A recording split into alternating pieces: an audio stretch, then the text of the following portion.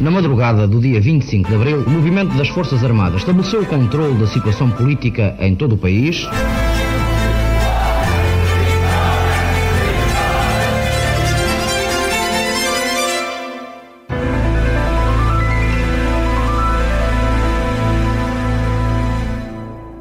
Olá, bem-vindos a mais um episódio de A História Repete-se, com Henrique Monteiro. Olá, Henrique. Olá, Lourenço.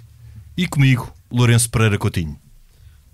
Hoje vamos falar sobre a história centenária da Academia das Ciências de Lisboa, uma referência do tempo do iluminismo pós-pombalino, que foi fundada em 1779. Para tal, convidámos António Valdemar, atualmente detentor da carteira profissional número 1 de jornalista, investigador e sócio efetivo da Academia de Ciências de Lisboa. António Valdemar, bem-vindo, é um gosto tê-lo aqui no programa. Muito obrigado. Fui deputado da oposição, fui jornalista e primeiro-ministro. Fundei um jornal e a primeira televisão privada em Portugal. E para contar as minhas memórias, voltei a inovar. Memórias de Francisco Pinto Balsemão, um podcast inovador baseado no livro homónimo, narrado por voz em inteligência artificial. Disponível em expresso.pt e nas plataformas de podcast. Expresso. Liberdade para pensar. Antes de passarmos à conversa, apenas uns parágrafos breves sobre o contexto em que a Academia das Ciências foi fundada a 24 de dezembro de 1779, véspera de Natal, portanto, bem como sobre os seus principais impulsionadores, Dom João Carlos de Bragança, segundo Duque de Lafões, e o abade José Francisco Correia da Serra. A Academia das Ciências de Lisboa foi, de certa forma, continuadora da Academia Real da História Portuguesa, fundada em 1720 com o patrocínio de Dom João V e que manteve atividade relevante até cerca de 1740, tendo-se extinguido em 1776. No ano seguinte, em 1777, morreu o rei Dom José I e, em consequência, terminou o longo consulado do Marquês de Pombal. Começava assim o chamado período da Virandeira. Ao contrário de que muitas vezes se pensa, diz e escreve, esta fase inicial do reinado de Dona Maria I não foi de obscurantismo ou retrocesso. Vários homens públicos, adeptos do iluminismo e reformismo, transitaram do tempo pombalino, como Aires de Sá e Melo e João Seabra da Silva, e outros foram, de certa forma, continuadores da escola reformista, como Luís Pinto de Sousa, futuro Visconde de Balsemão, e Dom Rodrigo de Sousa Coutinho, futuro Conde de Linhares. Assim, a chamada Virandeira não pôs fim ao reformismo, mas antes ao despotismo do Marquês de Pombal.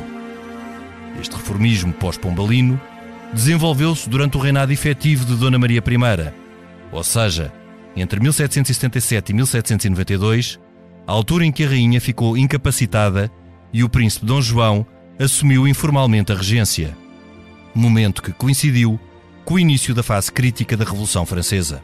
Significativamente, a Academia das Ciências foi fundada por impulso de duas personalidades que abandonaram Portugal durante o valimento do Marquês de Pombal. Os já referidos Duque de Lafões, primeiro presidente da instituição, e o abade Correia da Serra, o seu primeiro secretário. Dom João Carlos de Bragança, primo direito do rei Dom José, nasceu em 1719 e deixou o país em 1761, descontente com o facto de Sebastião José de Carvalho e Melo, então conde do Eiras, estar a impedir a sua sucessão na Casa de Lafões, sucessão a que tinha pleno direito como herdeiro do seu irmão, Dom Pedro Henrique de Bragança, primeiro Duque de Lafões. Dom João Carlos de Bragança viveu 17 anos fora do país, tempo em que conheceu e frequentou algumas das principais instituições científicas e culturais europeias. Por exemplo, no tempo em que viveu na Grã-Bretanha, foi admitido como sócio da Royal Society. Depois, mudou-se para Viena, tendo combatido nos exércitos imperiais durante a Guerra dos Sete Anos. Após 1763, percorreu grande parte da Europa e também visitou o Egito e a Mesopotâmia. Dom João Carlos de Bragança foi próximo de José II de Habsburgo, imperador do Sacro Império, um dos soberanos expoentes do iluminismo católico, e recebeu nos seus salões de Viena filósofos, escritores, pintores e músicos. Por exemplo, Mozart, quando tinha 12 anos e era já considerado um prodígio, tocou em casa de Dom João Carlos de Bragança. Em 1779, depois da morte do rei Dom José e do afastamento do Marquês de Pombal, Dom João Carlos de Bragança regressou a Portugal, onde lhe foi por fim reconhecida a sucessão na Casa de Lafões. Depois, manteve protagonismo político, militar e cultural até praticamente à sua morte, em 1806. Por sua vez, José Francisco Correia da Serra abandonou Portugal com 6 anos. Isto porque a sua família estava a ser perseguida pela Inquisição, viveu em Nápoles e estudou em Roma, onde licenciou-se em Direito Canónico. Certamente, o nosso convidado de hoje terá muito mais a dizer sobre a rica biografia do abade Correia da Serra. Voltemos, pois, à Academia das Ciências de Lisboa, apenas para mais umas breves notas antes do início da conversa. Como já referido, esta foi inspirada por academias e sociedades congêneres europeias, sendo a intenção dos seus fundadores que concorresse para, e cito, a glória e felicidade pública para adiantamento da instrução nacional, perfeição das ciências e das artes. De início, foi constituída por 3 classes: Ciências Naturais, Ciências Exatas e Belas Artes. Em 1783, os reis Dona Maria I e Dom Pedro III tornaram-se protetores da instituição, que passou assim a chamar-se Real Academia das Ciências, denominação que se manteve até à implantação da República. Para além de outros privilégios, a proteção régia isentava as suas publicações do obstáculo da censura prévia. Refira-se por fim que, em 1833, durante a Guerra Civil e já depois da entrada do Exército Liberal em Lisboa, a Real Academia das Ciências instalou-se no convento de Nossa Senhora de Jesus, que pertencera à Ordem Terceira de São Francisco. Já em 1851, por alturas da Regeneração, os seus estatutos foram reorganizados e estabelecidas as 2 classes que hoje se mantêm, Ciências e Letras.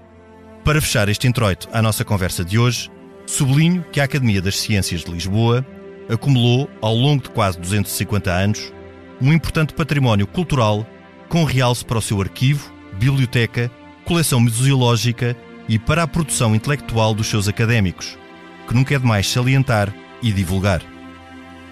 Passo agora ao Henrique para abrirmos a conversa com o António Valdemar, o nosso convidado de hoje. Obrigado. Eu vou tratar o António por tu, porque a gente conhece há 50 anos e não vale a pena estarmos aqui, sou doutor. Não. Com Salamaleques. Tu abanaste ligeiramente a cabeça quando se falou do facto do Duque de Lafões ser o primeiro presidente da Academia. Não, vamos ver o seguinte, eu abanei a cabeça. Pareceu-me que discordavas. Não. Em relação ao abade ia ter fugido na altura do Pombal. Ora, acontece o contrário, salvo erro. O pai do abade tinha as melhores relações com o Pombal. E o Pombal até, salvo erro, acho que reservava um cargo qualquer para o Correia da Serra. Não estou aqui, mas julgo que é isso. É pela questão da Inquisição? Não, a Inquisição, quer dizer, não. A Inquisição, depois o problema do abade é com a Intendência Geral do Pinamanico. Ela apanha o resto da Inquisição, mas fundamentalmente o Pinamanique, a Intendência Geral da Polícia, que, como é que eu ia dizer, leva o abade para o exílio. Pois eu pensei que a família do abade Correia da Serra, ainda não o abade na altura, com 6 anos, saiu de Portugal durante o pai que julgo que era médico, o pai do abade que julgo que era médico, era um homem ligado ao Pombal e ao Seabra da Silva. Sim. Depois, eu não sei o que é que se passa. O abade vai para... Quer dizer, o abade, vamos saber uma coisa. Eu julgo que o cérebro da fundação é o abade.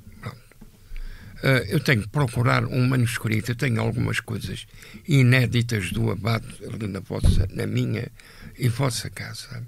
Eu tenho um diploma, como é que eu dizia, passado ao abade. Bem, essa documentação foi-me dada ainda pelo Duque de Lafões, pelo Lopo, que eu conhecia através do professor Juvenal Esteves. E tenho uma série de cartas inéditas do abade. E tenho, ao mesmo tempo, um pequeno manuscrito do abade em que o esquema da academia é feito pelo abade e não pelo Dom João Duque de Lafões. Quer dizer, o Dom João dá um prestígio internacional e uma fortuna próspera. O abade é o executante por um lado e é o inovador por outro. Sim.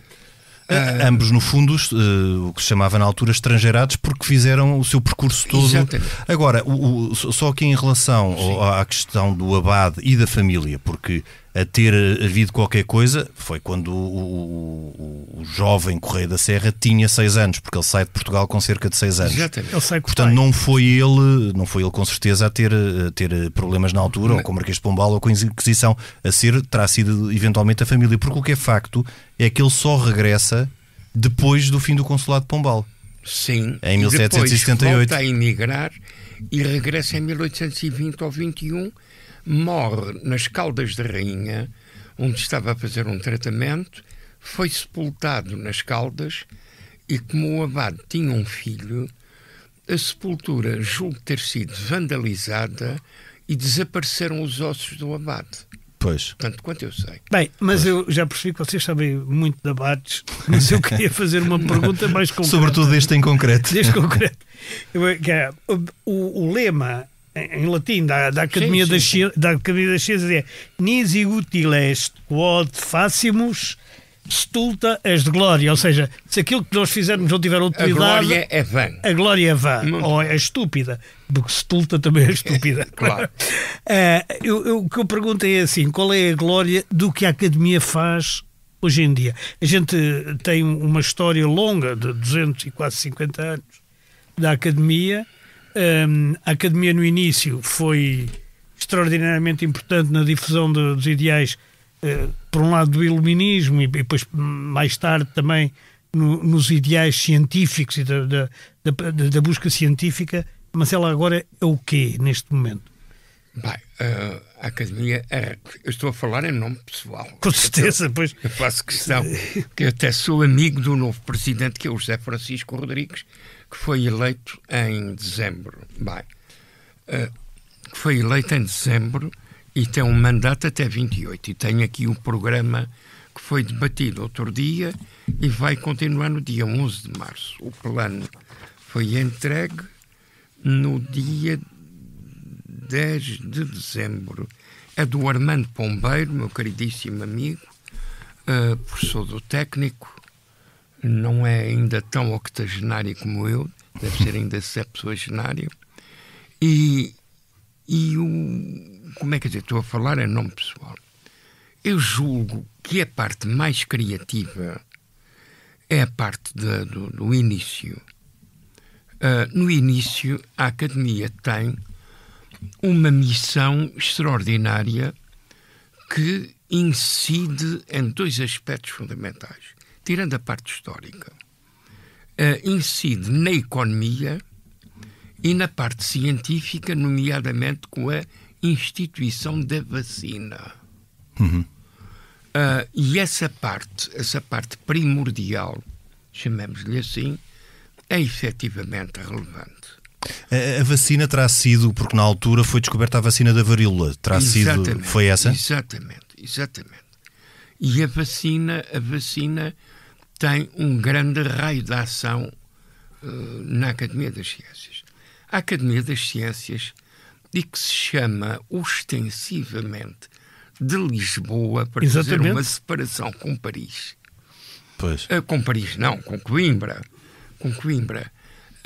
Tem uma ação paralela, cumulativa, e como é que eu ia dizer, e até, a algum modo, em oposição a Coimbra. É evidente que a reforma pombalina que é efetuada... Era isso que eu lhe ia perguntar. Que é efetuada e concretizada pelo famoso bispo Dom Francisco de Lemos, que é o reitor que acompanha o Pombal, passa para a Dona Maria e julgo que chega até ao liberalismo. Ele nasce no Brasil, e depois fica em Coimbra e onde é reitor da universidade. Salvo erro, estou a falar de memória. E então isso aí é um período de grande significado. António, só aqui um ponto importante até para reforçar essa oposição a Coimbra exatamente pelo que disse. O chamado de Lisboa. Não é apenas a Academia das Ciências. A Academia das Ciências de Lisboa.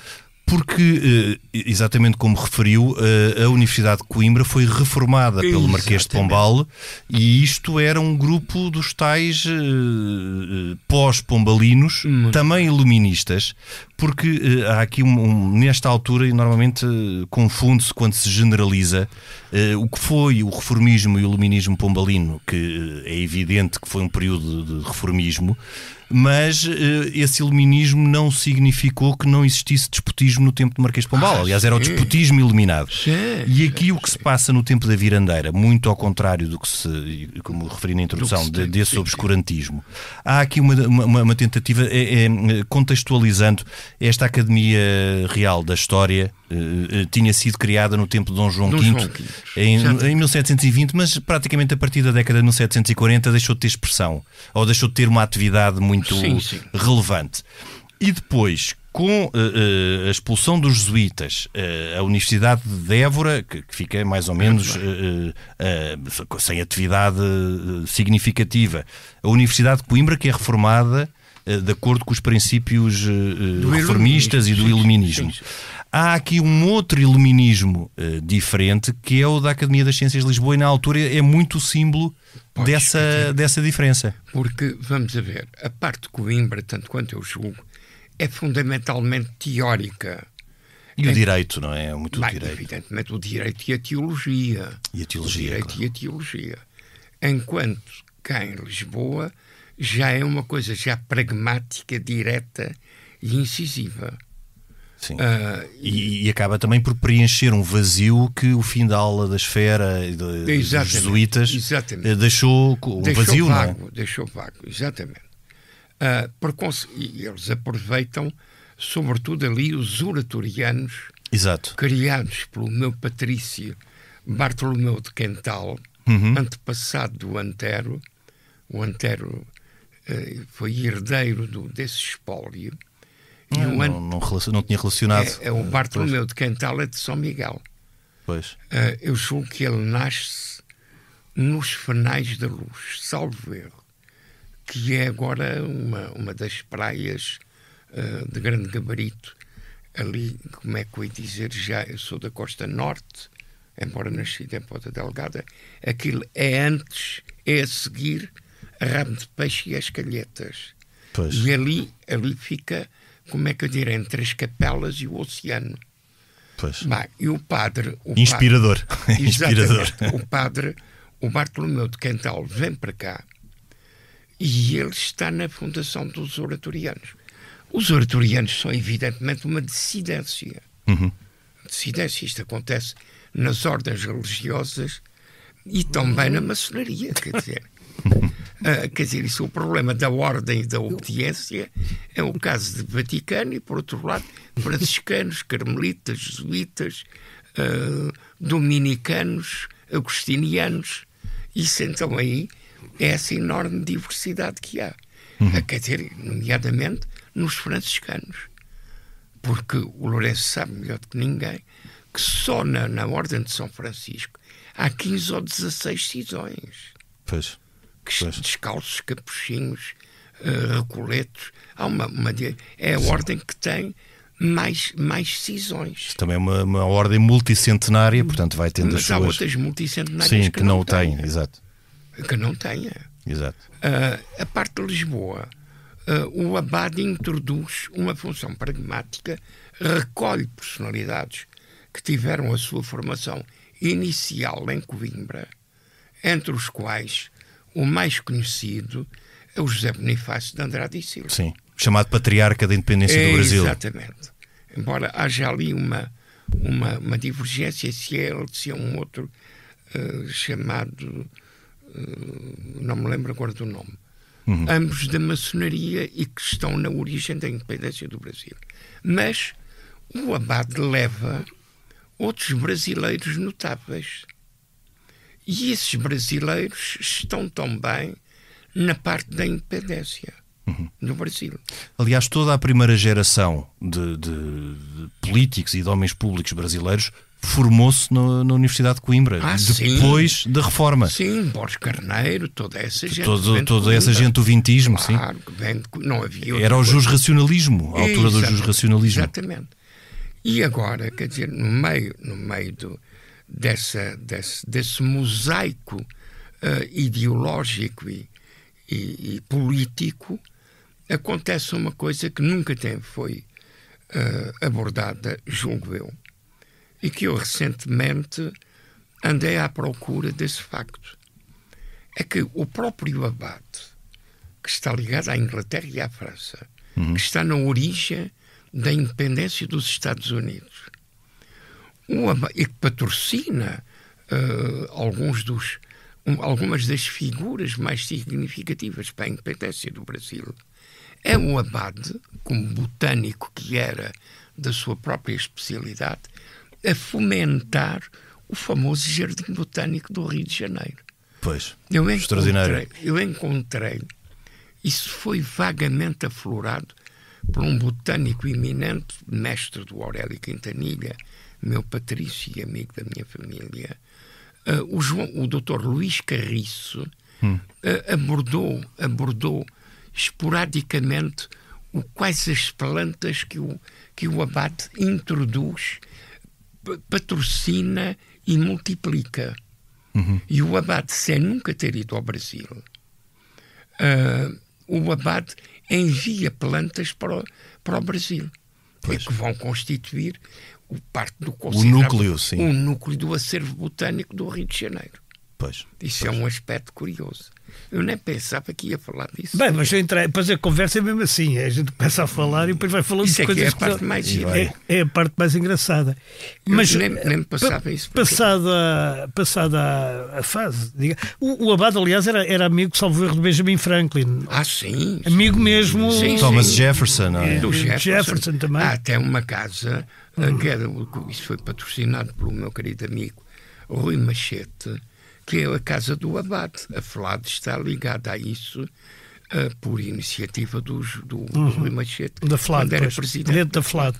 Agora, passada a fase do abade e do Telafões, a verdade é que a Academia ainda dura mais de 200 anos, não é? Até hoje. Quais são aquilo que a gente pode considerar feitos notáveis da Academia? Como, por exemplo, foram as vacinas. Ou como as vacinas, o estabelecimento da história, o acolhimento, que dá depois uma cisão e um conflito tremendo, o Alexandre Herculano. Mas eu ia completar aqui uma coisa do Lourenço, se me permite. Claro. Na fundação da Academia das Ciências, ainda há 1 ou 2 membros que vêm da famosíssima Real Academia da História, onde, evidentemente, para além do fundador e de outros, a grande personalidade emblemática é o Dom António Caetano do Amaral, com a história genealógica da Casa Real Portuguesa. Quer dizer, que é o começo de uma história... O Dom António Caetano de Sousa. Dom António Caetano de Sousa. É uma história factualizada das famílias à espera de um como é que eu ia dizer, de um amplexo unificador. Sim. Sim, aliás, daí... a Academia das Ciências ser, de certa forma, uma continuadora da Academia de História. Sendo e não sendo, não é? Exatamente, sendo e não sendo. Porque tinha uma abrangência diferente, Não, e quer dizer, vamos a ver, quer o abade, quer o Duque Lafões, quer o abade, tem, evidentemente, já uma costela cosmopolita. Sim. Enquanto que a outra é uma costela coimbrã, e como é que eu ia dizer... E muito focada na história portuguesa. Portanto, aqui há uma universal... Na história portuguesa, admitindo ainda toda a herança lendária da Alcobaça. Sim. Quer dizer, por conseguinte, a história da Academia, da Real Academia da História, não faz ainda... como é que eu ia dizer? Uma história crítica e uma crítica das fontes. Uma história crítica. Isso só com Alexandre Herculano e depois já numa fase... Começa com o abade, porque o abade procura publicar as crónicas. Sim. É a primeira tentativa de publicação das crónicas do... Temos dois homens cosmopolitas na Fundação, e é interessante fazer sempre este paralelo ainda antes de avançar com o Marquês de Pombal, ou com o Sebastião José de Carvalho e Mel, que nós chamamos sempre Marquês de Pombal, mas ele só foi Marquês de Pombal na fase final da sua vida. O Carvalhão. É que... O arco do Carvalhão é porque as propriedades dele vinham do Oeiras até ali, ao Alto de Carvalhão. Ao Alto de Carvalhão. Isso é uma coisa que é explicada pelo Júlio de Castilho no estudo ao Liciponense. E há aqui um paralelo curioso com o Dom João Carlos de Bragança, que também até bastante tarde. Aliás, o Dom João Carlos de Bragança sai do reino, não foi expulso, foi ele que pede licença ao rei, portanto ao seu primo direito, para sair do país. Porquê? Porque na altura ainda Sebastião José de Carvalho e Melo dificulta-lhe a sucessão na Casa de Lafões. E portanto ele, como primo direito do rei, sentiu que estavam-lhe a cortar o espaço. A morte dos Távoras ainda cheirava a sangue. Sim. Tinha sido 4 anos antes. Exatamente. 1758, 59. A contextualização tem que abranger. Sim, claro. Ainda o pavor dos Távoras, que claro. Quem é que se segue? Claro, isto é 1761, claro, estava tudo muito fresco. Lourenço, as prisões da Junqueira tinham mais gente que Caxias durante o tempo da vida. Sim, era o despotismo pombalino. Mas o facto curioso é que depois, ainda Dom João Carlos de Bragança, não é? Ele só é Duque de Lafões depois quando regressa e Dona Maria I lhe reconhece a sucessão na Casa de Lafões.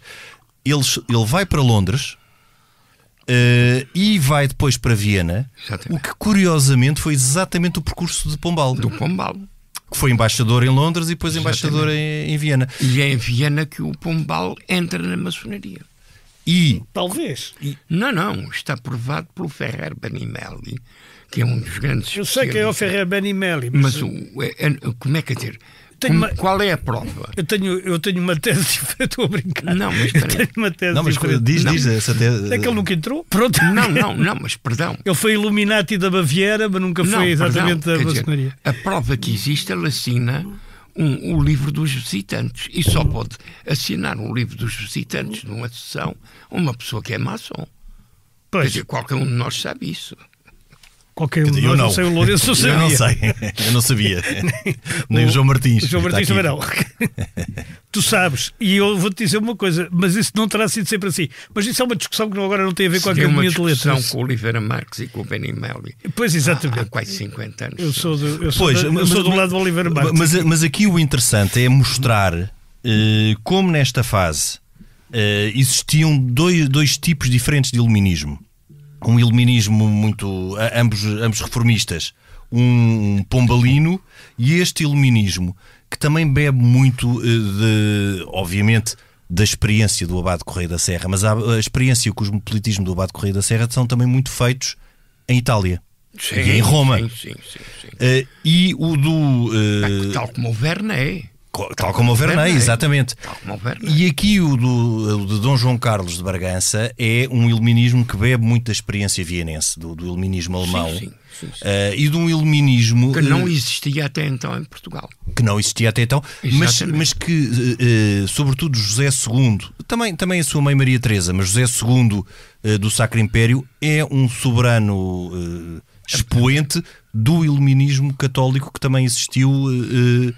nesse espaço. Portanto, esta ideia também de um iluminismo laico, que é sobretudo o iluminismo francês, mas houve outro tipo de iluminismos, como o escocês, e também na Itália, e o italiano e o alemão, que são tributários também de uma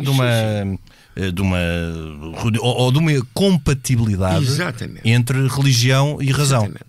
Não, temos aí catolicismo, cristianismo, deísmo. São coisas completamente diferentes e que muitas vezes se misturam todas. Exato. E há que fazer a separação entre estes elementos. E é interessante também que Dona Maria I, que muitas vezes também é vista, tal como eu disse na introdução, como por oposição ao tempo pombalino, como um tempo de retrocesso.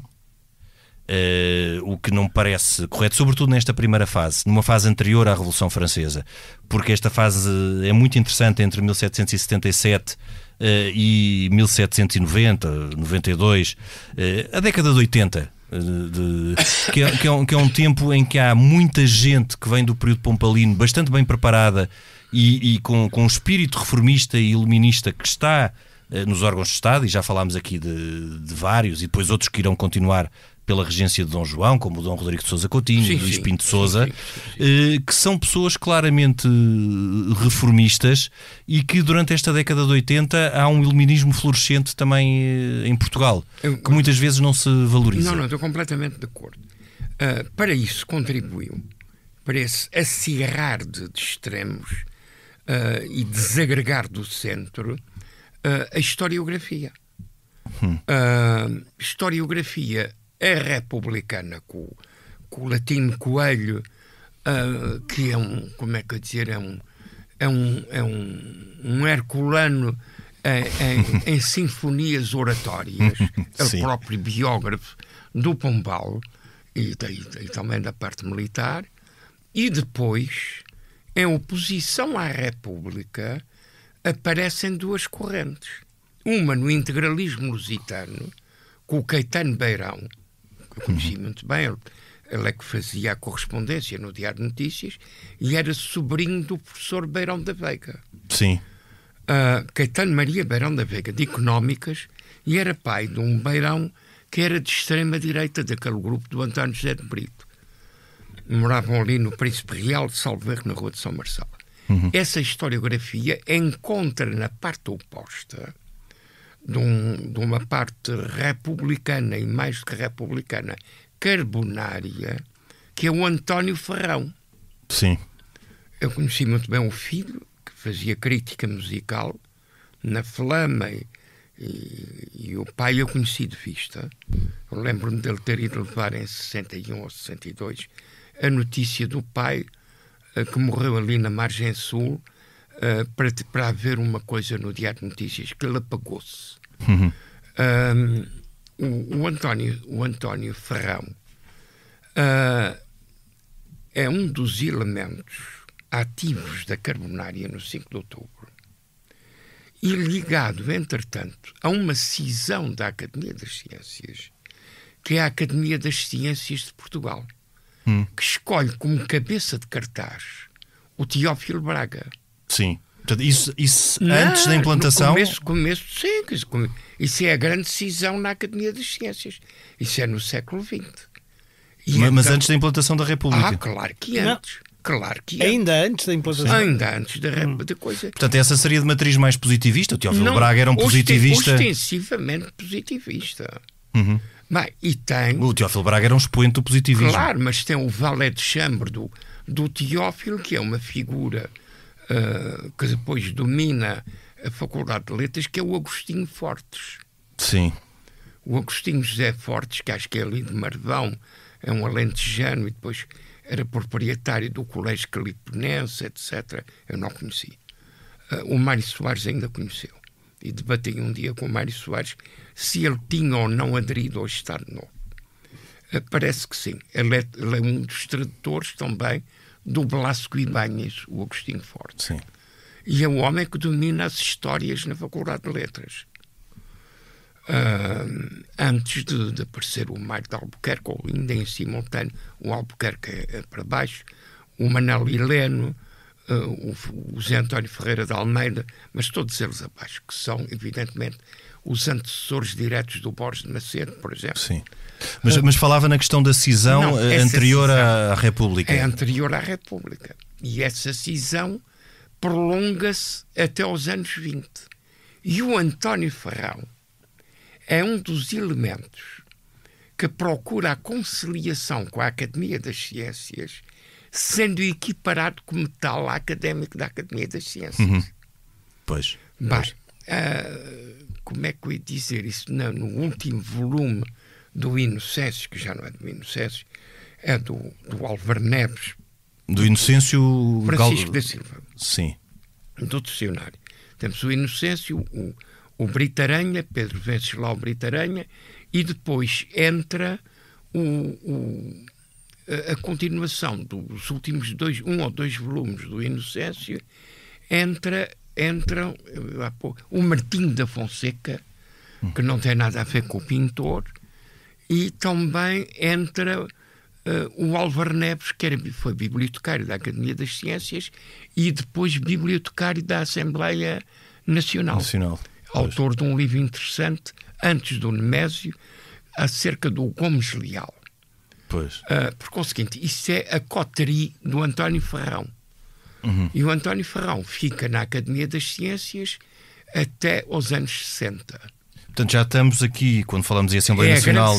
É a grande decisão que depois desaparece, e essa Academia de Ciências de Portugal, que funcionava ali de onde é agora o gabinete do Cavaco, ali no Convento do Sacramento, essa Academia das Ciências de Portugal depois é incorporada no Instituto do Minho, quer dizer, que teve uma ação relevantíssima na ligação à Galiza.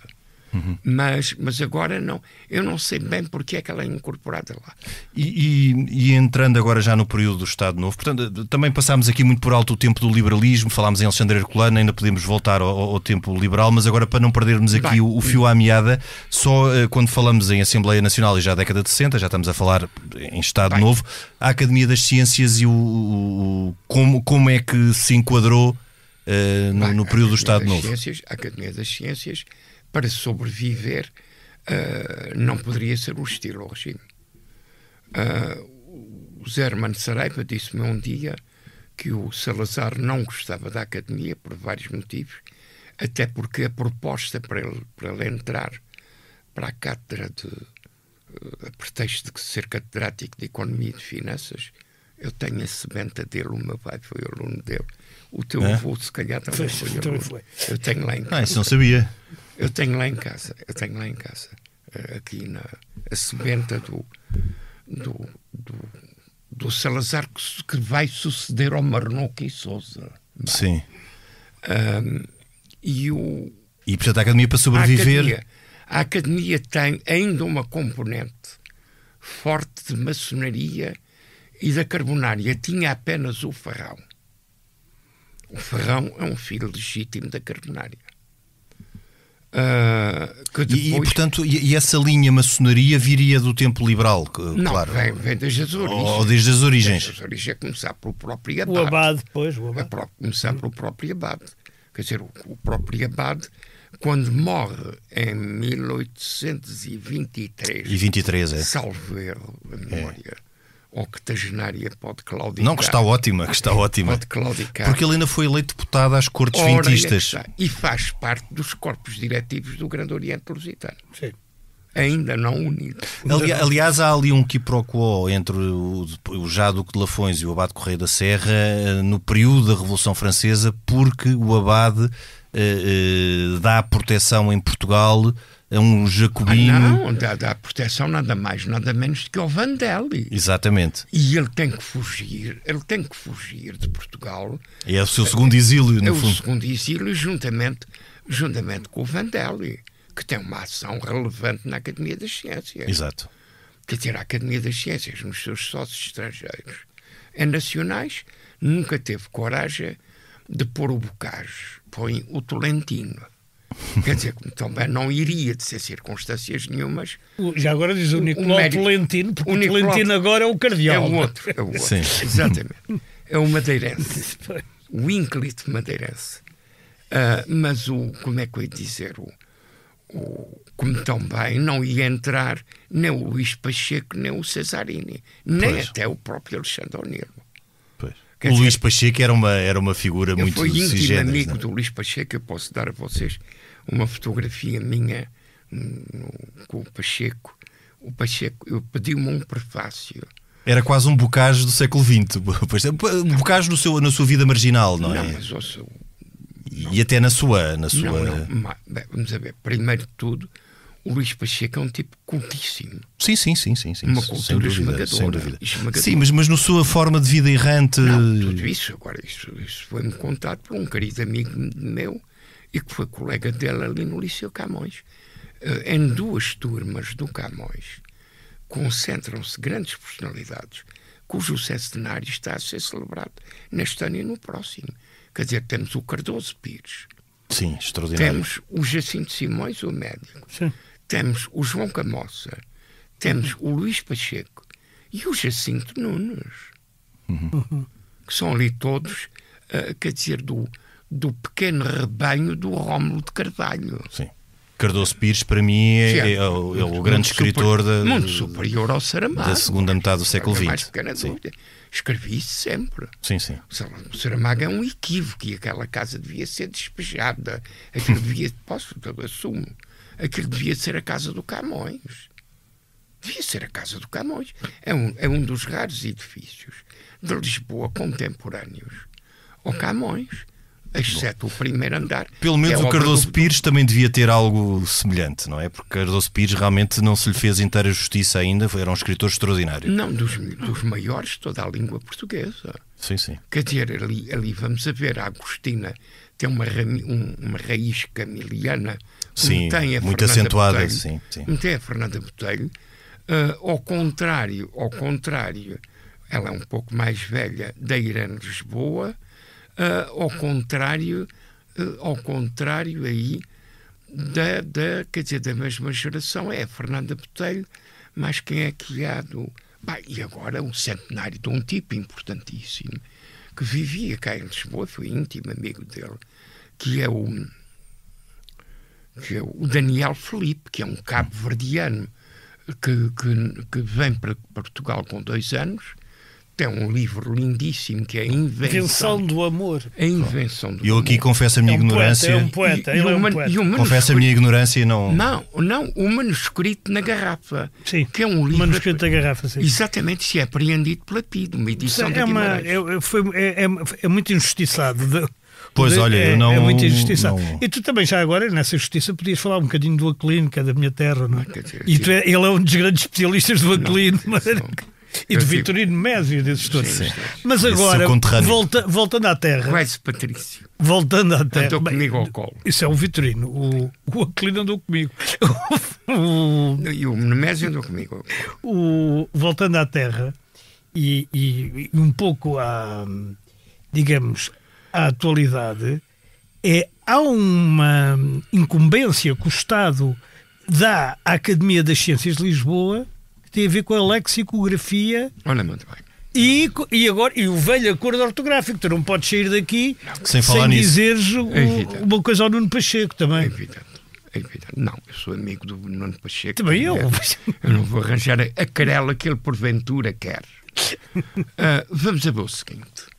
Eu acho, e tenho muito gosto de dizer isto aqui em primeira mão, que há 100 anos, no mesmo ano em que morre um dicionarista, não diria um lexicógrafo, mas um dicionarista famoso, que é o Cândido Figueiredo, é o ano em que nasce a grande figura da filologia portuguesa, que é o Luís Filipe Lindra e Sintra, também aluno do Camões. Quer dizer, isso é um dos grandes centenários que não pode ser de maneira nenhuma esquecido. O grande problema da academia é que, para além de na transição do século XIX para o século XX, há figuras notáveis, como, por exemplo, o Anicete do Rosário Gonçalves Pereira, não é? Gonçalves Viana, Anicete Gonçalves Viana, que é um grande foneticista e é um tipo notabilíssimo da academia.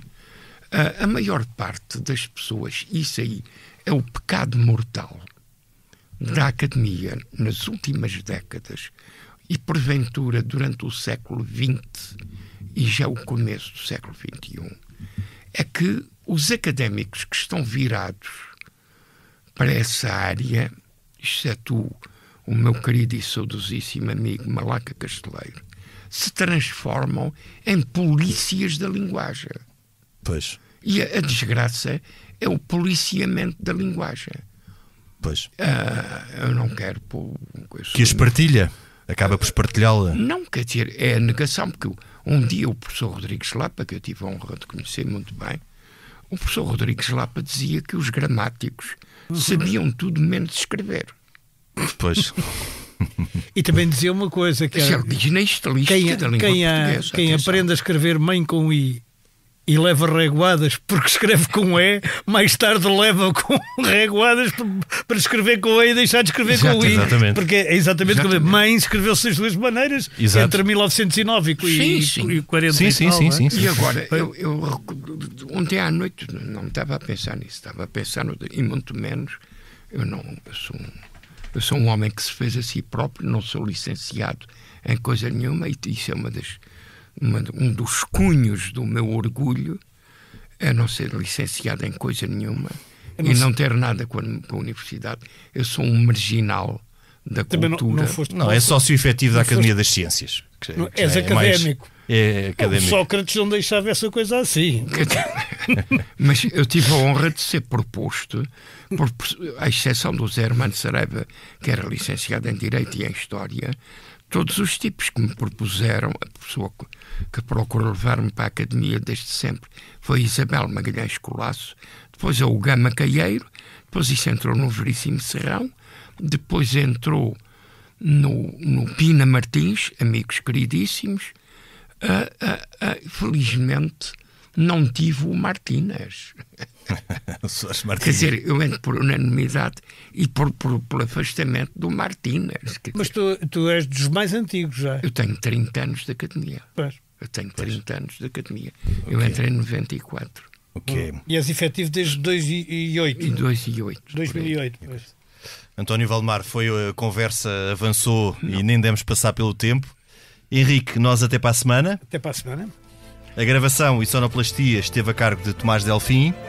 Nós voltamos na próxima semana, noutro tempo e noutro espaço.